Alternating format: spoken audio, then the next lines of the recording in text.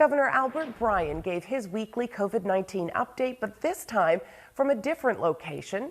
Bryan is currently in Denver, Colorado at the VI Cannabis Summit.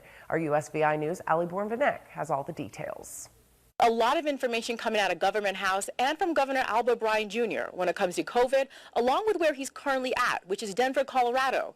He, along with most of the 34th legislature, are in Denver, Colorado for a Virgin Islands Cannabis Summit.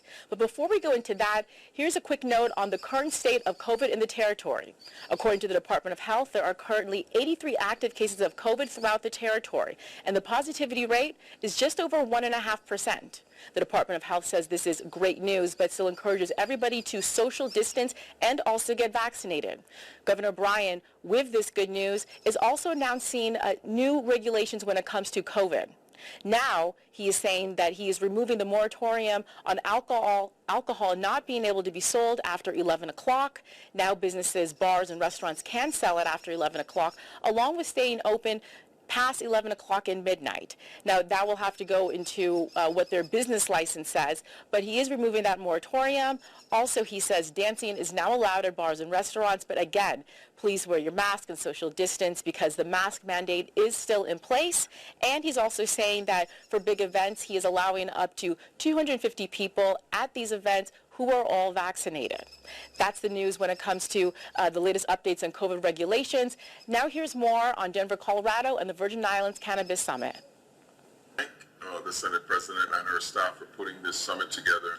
And I want to thank the National Conference of State Legislatures for bringing together the subject matter experts who are bringing a wealth of knowledge and information on all aspects of establishing a safe, well-regulated, and profitable cannabis industry.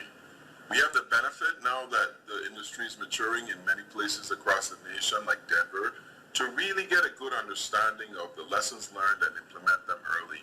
I'm really looking forward to our continued collaboration with the 34th legislature in moving the legislation to establish this industry, and thank Senate President Donna Fred Gregory for the invitation to participate this week. Nothing is ever as simple as it seems. This is one of the rules that I live by. Any task or mission that we as an administration embark on is carefully assessed before we make a decision to proceed. Every time we start a new project or initiative, it takes a tremendous amount of resources to get it done. Whether recovery or local funds, federal or special project dollars, it always takes time to get done, and it is way more complicated on the ground than initially suspected. Cannabis is one of the things that we have been working on for over 2 years, and as we learn more, we become better acquainted with the task before us. But we have to start and constantly move the ball forward. Again, there's a lot of information coming out of Government House when it comes to COVID, along with the latest in the cannabis industry when it comes to the territory and how we are moving forward. When it comes to COVID, the Department of Health is encouraging everybody to social distance and stay safe so that we can continue moving forward in this good direction. In St. Thomas, Ali Born-Vanek, USVI News.